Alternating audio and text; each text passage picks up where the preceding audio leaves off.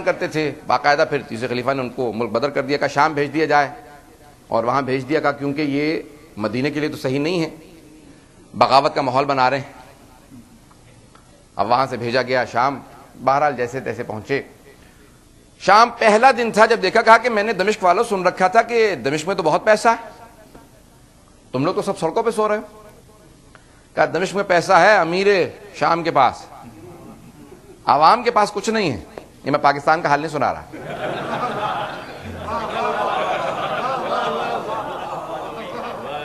یہ عالم اسلام میں کہیں چلے جائیے.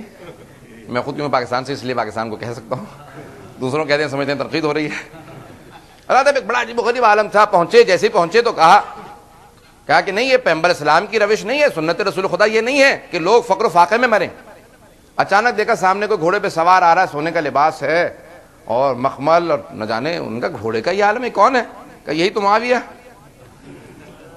اب وہ فوراً آگے بڑھے، جا کے لجام فرس میں ہاتھ ڈال دیا. اسے عادت نہیں تھی. اس نے کہا کون ہو تم؟ کہا میں ابو ذر غفاری. اب سوچئے کہ کتنا علم تھا اس کا. جناب ابو ذر تک کو نہیں جانتا تھا، اور آپ بنا لیجیے کاتب وہی نہ جانے کیا کچھ بنا لیں. جو ساتھ ساتھ رہنے والے صحابی کو نہ جانتا ہو اس کے فضائل نہ لکھیے. پہنچ کے حضرات کے نہیں پہنچ. جناب ابو ذر ہمیشہ عاشق رسول تھے، ہمیشہ ساتھ تھے. کہا کہ میں انا ابو ذر، میں ابو ذر غفاری ہوں. فوراً کہا آئیے تشریف لائیے، میرے محل میں بہت جگہ ہے. کہا مجھے محلوں کی عادت نہیں ہے. پیغمبر اسلام بوریا نشین سے، علی بن ابی طالب بوریا نشین ہیں، دونوں کا نام سننا اسے پسند نہیں تھا. کہا کہ آئیے میرے گھر میں بہت خدمت کروں گا، کھانا ہو، جس دولت کی ضرورت ہو، کپڑوں کے، لباس کی، ہر طرح کی. کہا نہیں کچھ نہیں چاہیے.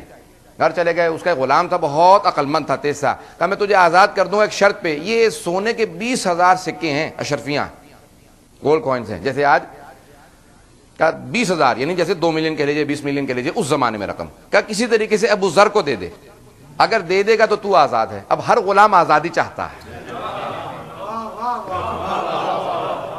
تھا بھی بہت عقل مند. اس نے کہا اگر آزادی مل جائے تو اس سے اچھا کیا. فوراً آیا. کہا ابو ذر یہ 20,000 دینار ہیں، اشرفیاں ہیں، سونے کے سکے ہیں. کہا اچھا سارے شام والوں کو پیسے مل گئے؟ یہ مزاج جناب ابو ذر ہے. کہا سارے شام والوں کو پیسے مل گئے؟ کہ نہیں، یہ آپ کے لیے مخصوص تحفہ ہے. کہا مجھے خصوصی تحفہ نہیں چاہیے، سب شام والوں کو ملے تو میں بھی تیار ہوں. خریدنا آسان نہیں ہے. کہا کہ نہیں، یہ کسی طریقے سے رکھ لیجئے، آپ کے کام آئیں گے. کہا مجھے نہیں ضرورت. کہا بڑے فقیر سے تو ہیں آپ، غریب ہیں. کہا خبردار مجھے غریب مت کہنا، میرے پاس 2 روٹیاں ہیں. یہ توکل ہے. کہا میرے پاس 2 روٹیاں ہیں، ایک روٹی آج رات کھا لوں گا، اگر صبح زندہ اٹھا تو دوسری روٹی صبح. اس نے کہا دیکھو یہ باتیں اچھی لگتی ہیں کتابوں کے اندر، غریب آدمی ہو، فقیر ہو، جگہ جگہ سے پیوند لگے ہوئے ہیں، کپڑے پھٹے ہوئے ہیں، تم یہ پیسے رکھ لو، تمہارے کام آئے گا. خبردار دوبارہ مجھے فقیر مت کہنا، مجھ سے زیادہ ضرورت تو معاویہ کو ان پیسوں کی ہے. غریب میں نہیں ہوں، غریب وہ ہوتا ہے جس کے پاس ولایت علی نہ ہو.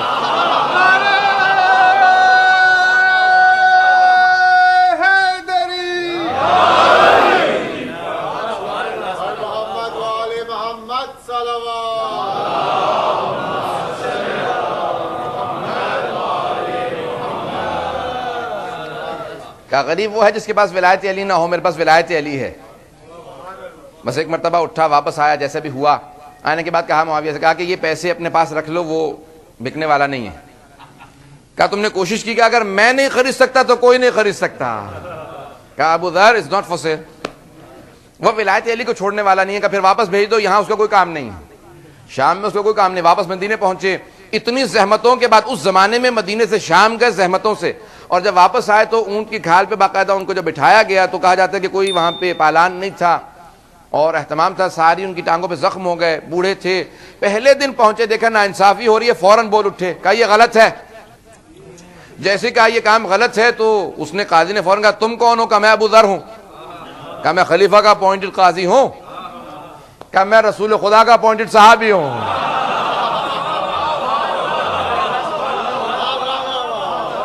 کہا خبردار.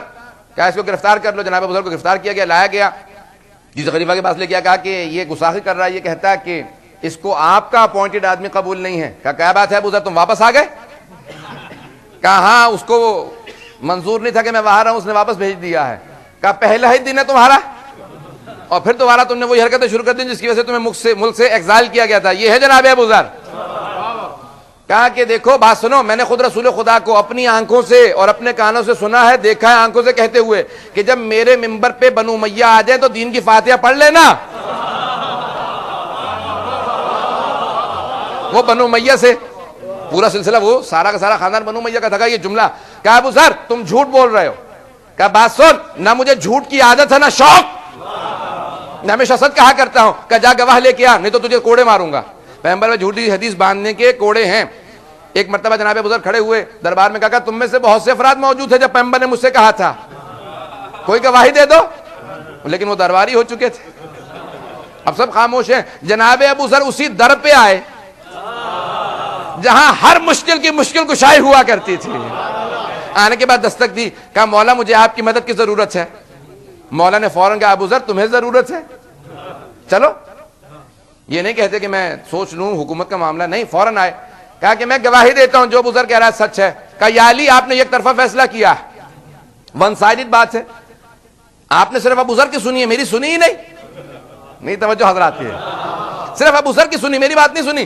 فیصلہ تب دینا چاہیے جب آپ دونوں باتیں سن لیں, دونوں پارٹیز کی بات سنیں, میری بھی سنتے ابو ذر کی سنتے, پھر فیصلہ دیتے. کیا بات سن, میں نے سنا ابو ذر کا بھی کچھ نہیں.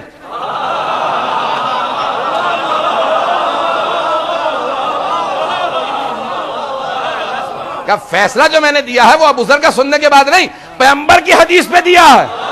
پیغمبر نے کہا تھا نہ زمین نے اٹھایا نہ آسمان نے سایہ کیا اتنا سچے آدمی پہ جتنا کہ ابو ذر. بس میں نے وہ حدیث سنی تھی اس لیے فیصلہ دے دیا کہ ابو ذر سچا ہے تم جھوٹے.